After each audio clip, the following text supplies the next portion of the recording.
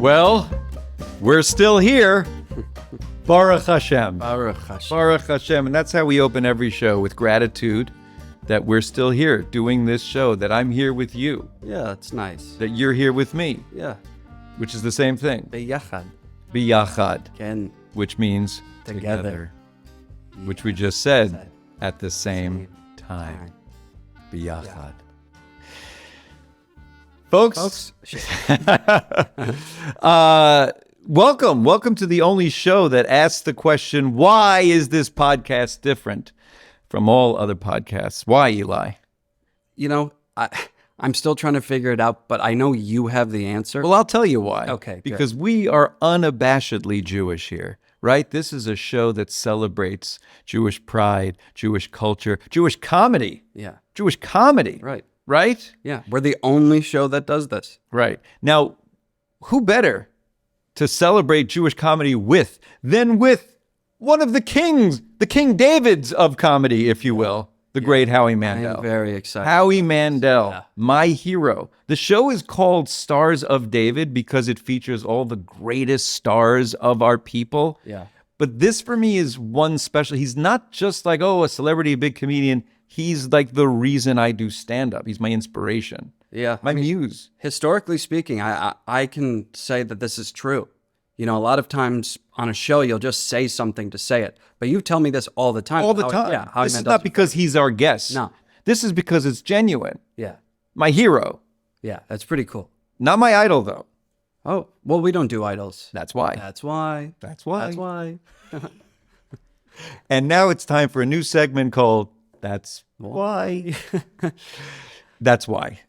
I'm Elon Gold, and this is my one and only sidekick. What are you, the co-host? I think when you sit here, you're more like a co-host. Yeah, I don't really know what I am. Yeah, I like to relegate you as sidekick. I like to keep you down. Yeah. Because too much of you is just too much. As long as I continue to not get paid, I'm in. Right. You know what you're like? What? Coffee. Oh, okay. A little in the morning, maybe another cup in the afternoon, but imagine all 3 or 4 shots at night.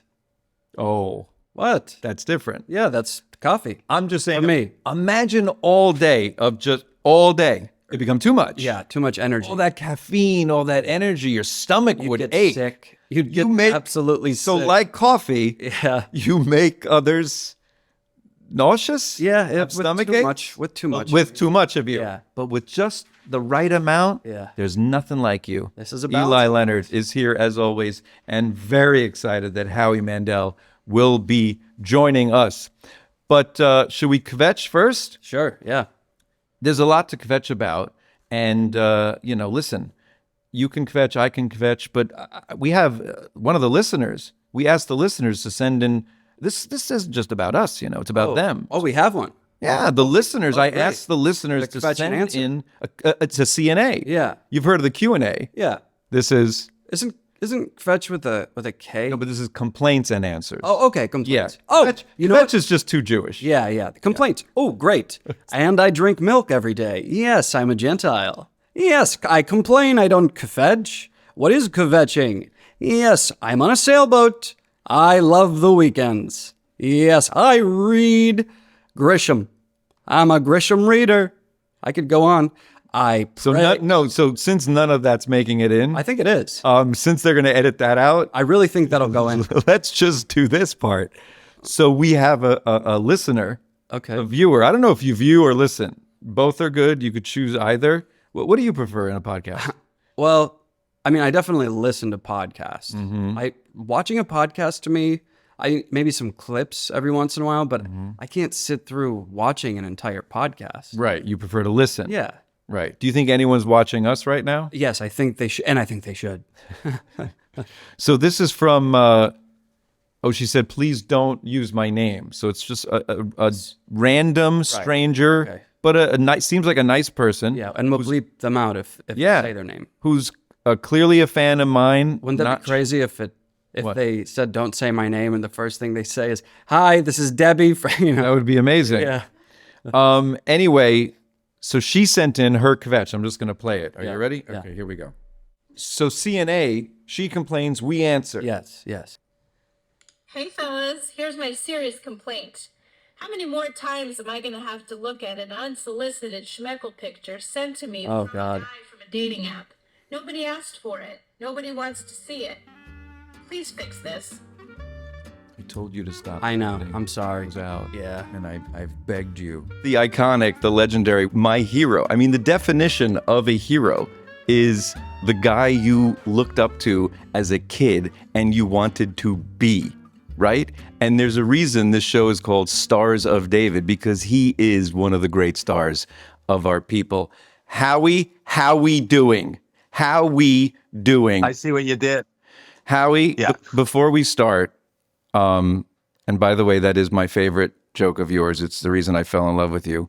One of Howie's jokes, he would get up on stage and go, all right, okay, before I start, oh shit, I did. Which is just like, once you see that, you go, who does that? Who opens a show with that level of hilarity and craziness? And that's the thing that I loved about you. You burst onto the comedy scene like a force of nature, like a Robin Williams did, like a Steve Martin did. You just were so unique and nuts. You were nuts. And I was drawn to the nuttiness of your comedy and how free and just, it was brilliant. And I don't care even if it was a duty joke, it was still smart duty jokes. Do you know what I mean? Thank you. No, because I didn't have anything. I didn't have anything. And I was just saying, it was just stream of consciousness, whatever was coming to my mind. First of all, Elon, you know that I love you and you know that I'm a fan of everything you do. That means everything. But I want to say this on the air. Eli, I got to know you at Elon's benefit and watched you on stage. You're one of my favorite comics now. You're absolutely hysterical. Thank buddy. you. And Howie, Yeah. By the way, I couldn't disagree with you more. Honestly, Eli was a find for me. We met on Curb, and I just went, this guy is something. He's just something also unique and brilliant and special. And we've become besties. I would want to be best friends with you, but we can't hug. You don't come to my Shabbos dinners when I invite you. I'm a loner. I don't like to, I have, mental health issues. I don't go out. I like this. Zoom. I would live my life on Zoom if I could. So before we start, I do something called the 3 W's, where I ask my guests, what are you working on? What are you worried about? And what do you wish for?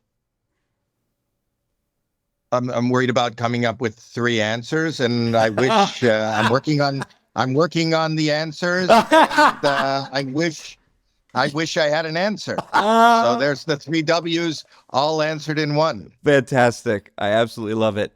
Okay, so let's talk about, because everybody knows Howie the comedian, the AGT guy, but Howie the grandfather, we don't get to see enough.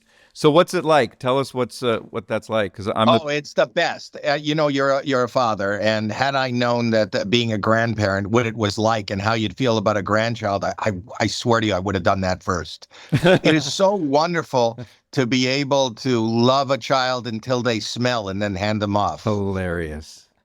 I think so. It's funny you say that, but I love dogs, and I had a dog, and then he left us.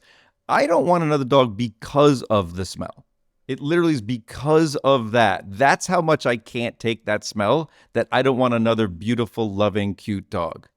So I'll just give you a little advice. If that's what's bothering you, if you should take it upon yourself to get another dog, this one, have him shit outside the house.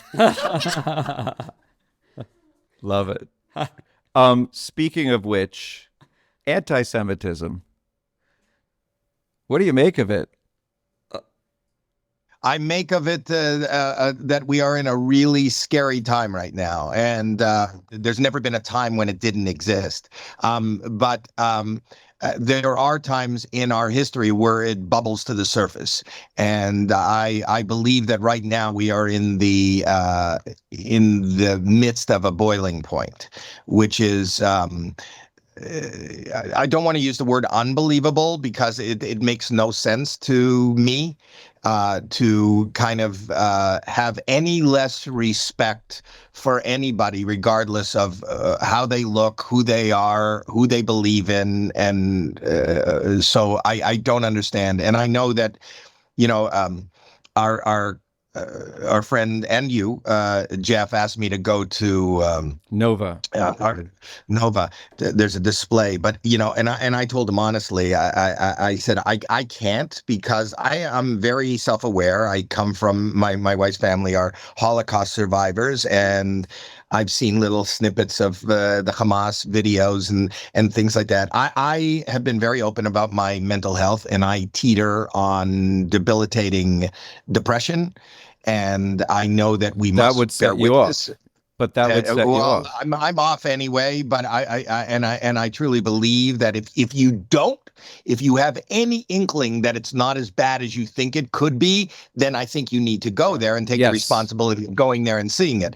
I have no inkling of it being even worse than I can imagine, and it doesn't move me toward any other result, but I don't know if you swear on here, but effing me up really badly. Yeah. And so that I haven't been able to bear witness to it, but I love that it exists, and I love that people go to it. And when you think about what happened on October 7th, which is the epitome of anti-Semitism and just total disregard for humanity, whether you're a Jew or not, or just is unbelievable that we are part of a civilization that is so animalistic, and that there is a major swath of this world that, if not practicing anti-Semitism, could put that moment and many more out of their minds. At the end of the Holocaust, there was a saying, we must never forget. And we do tomorrow. Right. And the fact that it's acceptable to forget, it's acceptable to celebrate, it's acceptable to be part of white supremacy, and under the guise of freedom of speech and things like that, is amazing that this doesn't scare more than us Jews. Right. Okay. So first of all, thank you for saying everything you just said, because we mourn in different ways as human beings. We grieve and we handle things different. And what I don't like that's happening even in our own community is people are saying, how come more of your friends aren't speaking out like you just so eloquently and beautifully did? And they point to people specifically. Where's Billy Crystal? Where's Adam Sandler? Where's Howie Mandel? And you're right there. And you may not be able to handle going to Nova, but you are speaking out. I don't know why people think that social media or whatever platform they're talking about is,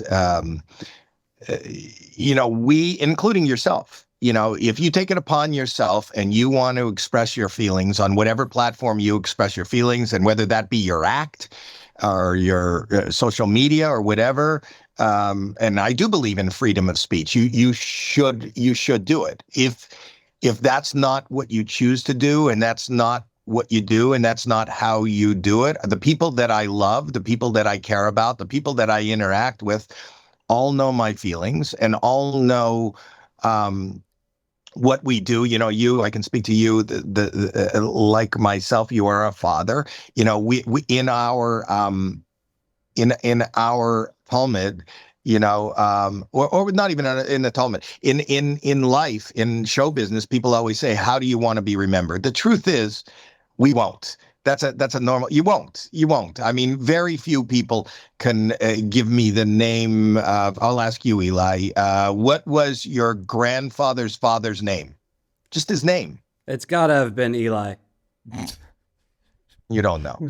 And the point is, My grandmother's father was Eli.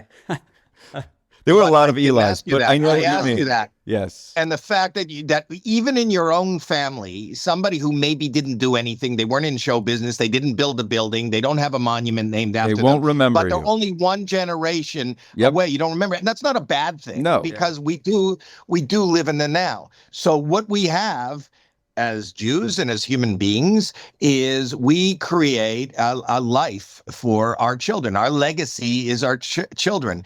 And based on how you live your life is kind of how they how they live Correct. their life.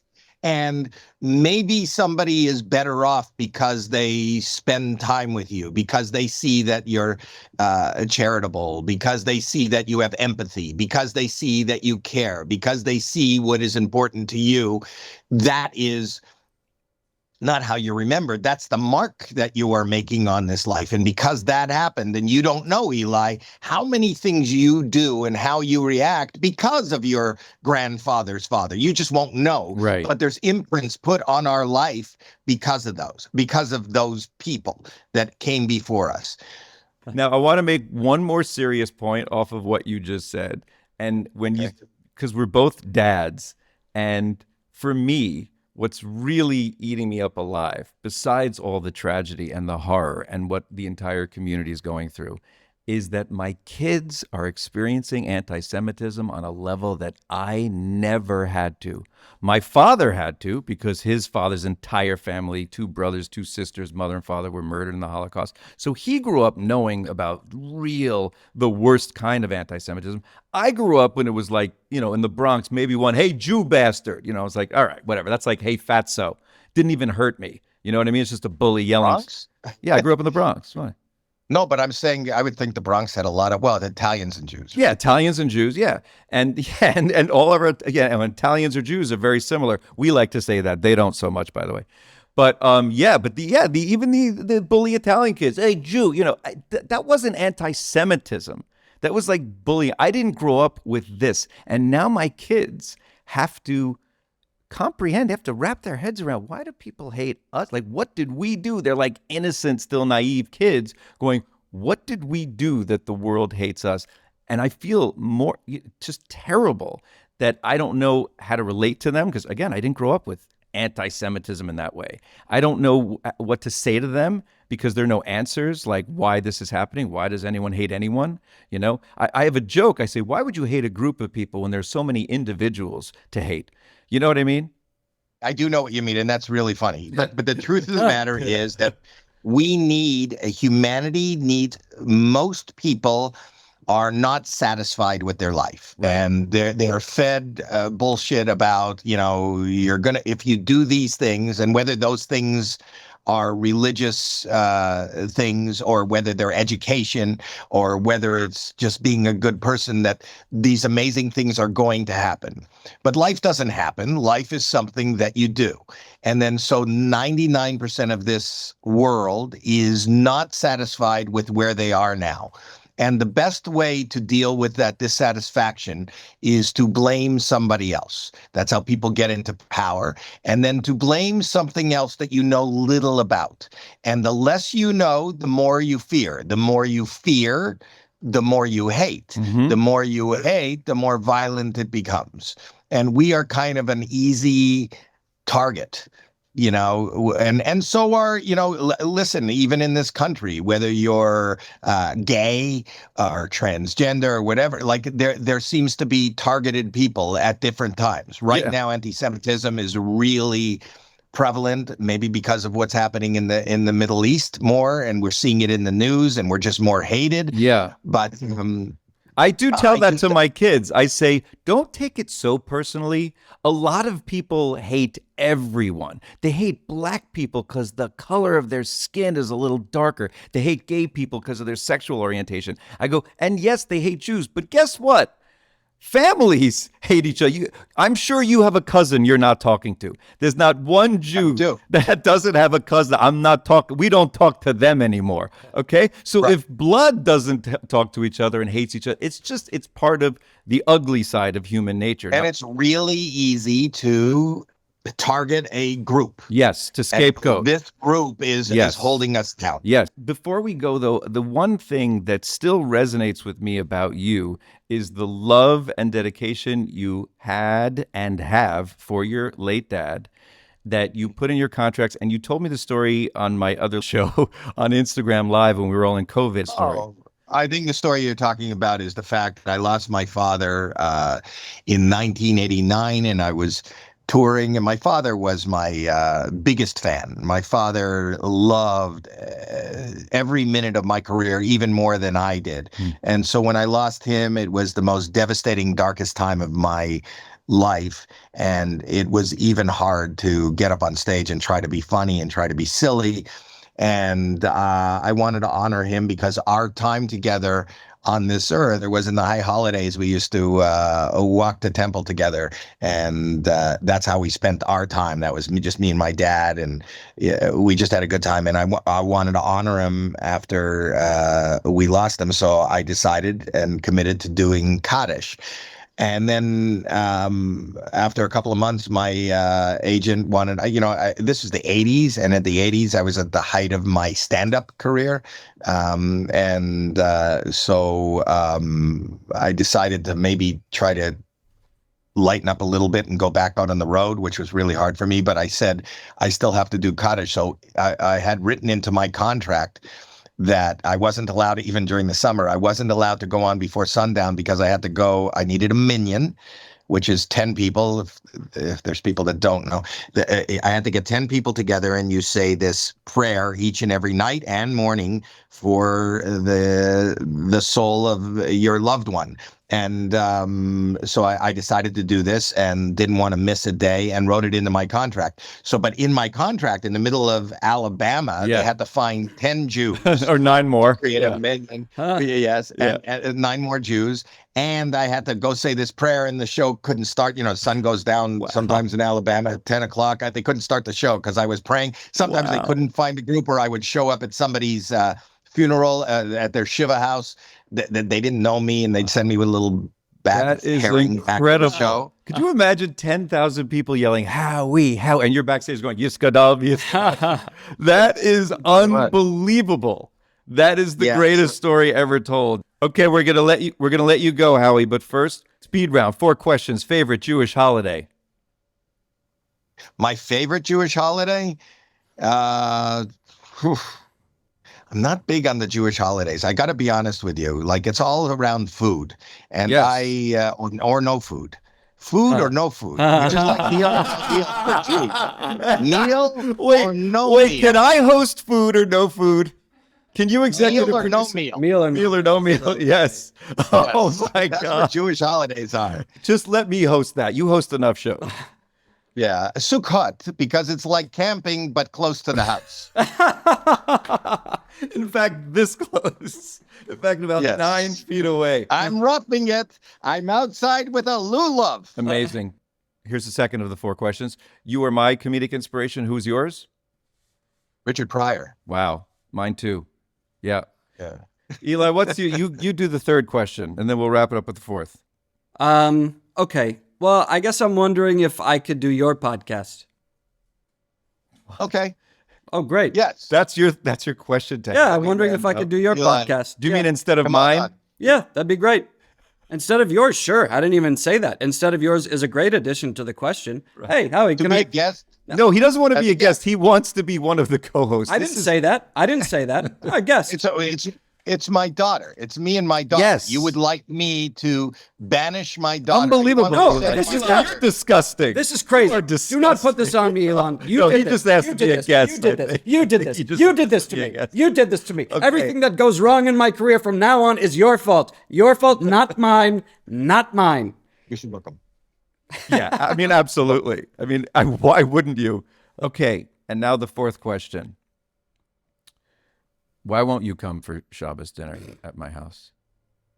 I won't go to Shabbos dinner at my house. I won't. We don't eat. I don't eat. I just don't. I don't.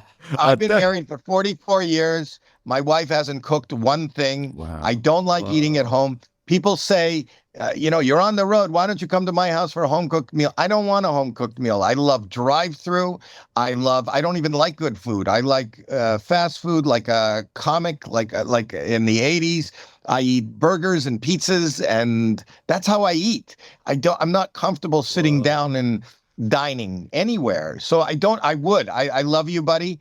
I don't go anywhere. We don't sit down on Friday night and eat. And you can ask my daughter, who has never seen me on a Friday night eating. And we just all go out every meal together. I'm fixing up my house right now, and they're gutting the kitchen. And they took out the stove. The house was built 24 years ago. The stove they just took out still has the placards or the stickers on it, and it was never turned on. Howie, you're one of a kind. You're such a mensch. You're such a genius, a comedic genius, and I will forever be grateful to you because you inspired me. So if I get to pay my mortgage and keep the lights on, it's because of you. But your humanity now, I'm even more in love with. Your comedy is not that good. Thanks for having me on. No, it's not that great. It's not that great. Anyways, this was fantastic. I love you, buddy. Hi, Mom and Dad. Hi, how you do? What is that voice you're doing? I told you not to shtick it up here. People recognize shtick. Oh, he's being shticky. We're back to drag you a cup. What does that mean? Make you a little crazy. Okay. Turn your head, literally. And that's Turn your Yiddish. head around. By the way, but is that the Yiddish word of the week or not? No. No, the That's Yiddish just a word greeting. of the week is lichtig. Lichtig? Yeah. Lichtig. Okay, say the definition and use it in a sentence. Lichtig, light or bright. And this is lichtig in sheep. It's very light in the house. Okay, go ahead. Go ahead. Shame wie die Levone, lichtig wie die Sterren, There it is. Keep going. den Himmel am Matone, bist du mir sie geschickt. Mein Glück hab ich Does it gewinnen, come back? wenn ich hab dich That's gefunden. not it. They all Die sound the same. scheint wie 1000 Sinnen, hast mein Herz beglückt. The one. We made it out with one lichtig. Is there only one lichtig? There was in one the song? lichtig. No, but we had to pick it up. You kept us really on the wire there. We We were riveted, waiting for a second second lichtig. lichtig. And he kept us at the one. Yeah, Diana. Dayenu, lichtig. One You lichtig. didn't ask for Dayenu. more than one. You didn't say you want 2 or 3. But You're the absolutely song right. doesn't repeat the word The lichtig. song continues. Oh, No. oh, there's more? no, there's more, but we're going to do that the next episode. Oh, Cool. well, To be we'll be back continued. with it. Look at that. It's a cliffhanger. You didn't think a podcast like this one would have a What's the end cliffhanger. of the Yiddish song. Yeah, this is a Right. double episode What's it gonna cliffhanger. be? All right, Mom and Dad, you're the best. I love you both. I wanted to give you the metaphor of licht. Oh, It's how light. could we end You're this spreading light without a into the lichtig metaphor? darkness. One candle, and you know what your wife and I and every Jewish woman does? You bench licht. You Light the bench candles. it. We talked about that. You, Yeah. you light, yes, licht benching. Oh, The bench word licht benching. licht Should have benching has the word, the Licht, root word Which licht. is lichtig. So and licht is licht- light. You light, yes, you light up one candle Right. could light up the world. That's beautiful, One, Mom. and when a woman lights the Shabbat candles, she lights up the room, the home, bringing Agree. love, light, and laughter. I agree. Guys, Mom and Dad, I love you. And as always, you're just it's infotainment, I call it, because you're teaching and entertaining simultaneously. Yes. Because it helps to be a bissel mishiga. Obviously. Bij Look at Bissel him. Michigan. Je doidel, ga je met die schreuders. Bing bong. Ja, doidel. By the way, the new title of your autobiography, Abyssal Michigan. Oh, that's Yeah. good. That's good. Abyssal, Eli Leonard, Abyssal Michigan. Could be a next special Bissel title. mishiga in ganzen Sidreit. Ah, well, whatever you say. Huh? Thank you, Sid and Lynn. Little Sid and Lynn, Mom and Dad, thank you. I love you. We'll see you on the next one. It's a cliffhanger. We'll see them soon. Thank you, Yes. guys. Love you. Continue. Howie Mandel, another he doesn't just show his comedy, he shows his humanity. Yeah. That's something you don't get to see. He brings it. He really does. You know that- the expression, sorry, what were you saying? No, it's just his energy is incredible. Incredible. Yeah. But both energies, the comedy energy Yes. and then the human energy of just when he's just having a conversation with you. Do you know the expression, don't meet your heroes, Right. meet them. I say meet them because I've met him. Yeah. And that's exceeds your expectation of who this guy is, because then you get to meet the person and not just the comedian. Yeah. My God, he had just so much to share, and there's nothing like when a comedian gets serious. I don't think anyone gets serious better than a clown. You know what I mean? It is the moments between jokes that you show your humanity as a comedian too. You know, that's like where you can actually see who you are. Like, I think I should probably use the script to say this. Stars of David with me, Elon Gold, is a production of Unpacked, a division of Open Door Media. Subscribe to Stars of David wherever you're listening to this podcast, and full episodes are available to watch on YouTube. And most of all, be in touch. Write to us at starsofdavid@JewishUnpacked.com. Starsofdavid@JewishUnpacked.com. That's Eli Leonard. I'm Elon Gold. That was Howie Mandel. Yeah. And that was astonishing and just beautiful. That was special. That was special. Meet your heroes. Meet your heroes. Thank you, Howie. And thank you all for being here. Good yantiv. Good yantiv. Good yantiv. Shalom aleichem, malachei shalom, it's always almost Shabbos for us. Yeah, it's It's almost Shabbos. almost. I love Shabbos.